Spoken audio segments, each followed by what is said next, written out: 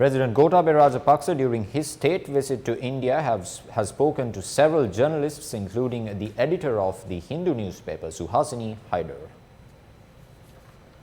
Speaking to the editor of the Hindu newspaper in an interview, President Gotabaya Rajapaksa has said that the 19th Amendment is a failure and if there is a two-thirds majority in Parliament, it will be dropped from the Constitution.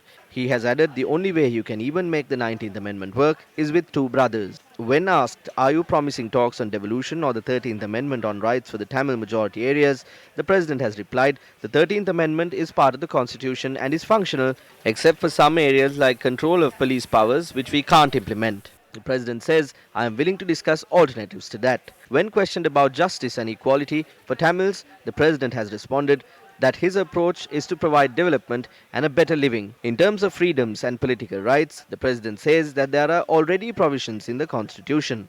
The President has added, no Sinhalese will say don't develop the area or don't give jobs, but political issues are different.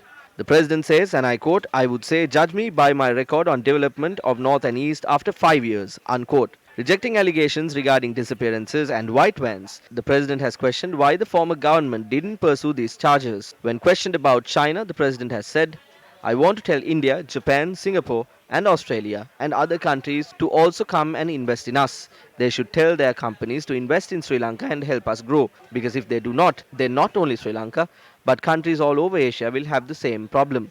The Chinese will take the Belt and Road Initiative all over unless other countries provide an alternative. Speaking about the mechanism for coordination, President Gotabaya Rajapaksa said, I think the main issue India could have with us would be on our relations with China or Pakistan. But if we don't do anything that creates suspicions amongst Indian authorities, there will not be any problem. The editor of Hindu has questioned, quote, India has also had issues with Sri Lanka's defense cooperation with China in the past, especially over the docking of Chinese submarines when you were defense secretary. In 2007, you said India has a bee in its bonnet on the issue. Will you be more sensitive to those concerns this time around as president? Unquote. The president has responded, quote, when the Chinese asked for the submarines to be docked, officials considered it a normal port call and approved it.